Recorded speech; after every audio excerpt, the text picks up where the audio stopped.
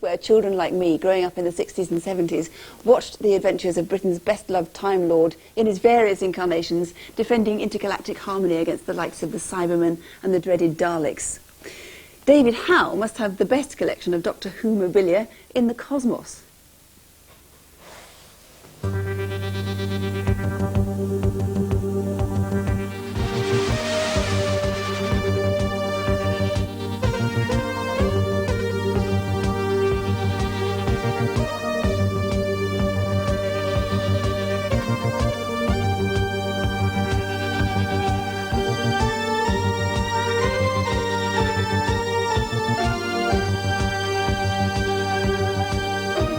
Companion costumes like Adric there, and we've got this rather nice tattered spacesuit that was worn by an actor called Rodney Bewes from the Lightly Lads in the Doctor Who that he appeared in with Peter Davison.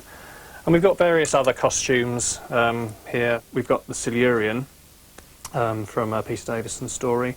We've got a Famazi, the green giant budgerigar, which is quite amusing, and a Vanir is a character wearing radiation armour. And these sorts of costumes can be anything sort of like 500 or so pounds. When you get up to talk about Daleks, a Dalek would cost you anything between sort of 6,000 and 10,000 pounds for a Dalek, and a Cyberman might be about 6,000 pounds in auction. Now, as well as the costumes and props from the actual series, there's all the little bits of merchandise that was spawned by that series, and well, I never knew there was so much. Take me through some of the more sought-after items that you've got. Well, what we've got on the table here is a number of things, basically going back through the history of the series, if you like. We've got the Doctor Who pinball, which is from the 60s. I mean, the toys were produced in 65, 66, which was really the time for Doctor Who. We've also got these little tiny movable Daleks there, with little ball bearings in the base that you can play with. And David, if you saw one of these little rolling Daleks with its little box, and it was 1965, how much would you pay for that? With the box, they're actually quite rare, and you're probably talking maybe 30 or 40 pounds. Something like this fella here, this is also a 1960s Dalek. This is one of the bigger versions, again with its box, in pretty mint condition. This one is going to cost you anything between 100 and 150 pounds.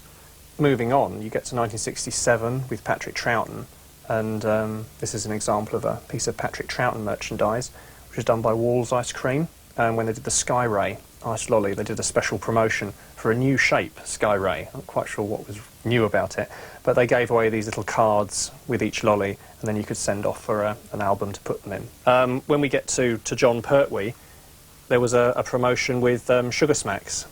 Which, because I'm a Jon Pertwee man myself. You're a Jon Pertwee man. Oh, yes. So which is your favourite Doctor? My favourite Doctor is probably Patrick Troughton. It tends to be the one that you grow up watching, and I grew up watching Patrick Troughton. After Jon Pertwee, there was Tom Baker, and I've got the sort of the infamous Tom Baker underpants. Oh, lovely. Lovely. Yes, British Home Stores decided that boys of all ages would want to have Doctor Who underpants. You've got so much Doctor Who stuff, David, it's ridiculous. But if there was one thing that would make your collection complete, what would it be? But because I collect so much, yeah, it's almost, you have to be happy with what you've managed to get, and not worry too much about what you don't have, because otherwise I think you go completely insane. You know, you spend your entire life running around chasing rainbows, if you like, that may not be there in the first place. Or chasing Daleks. Or chasing Daleks, or TARDISes, or K9s.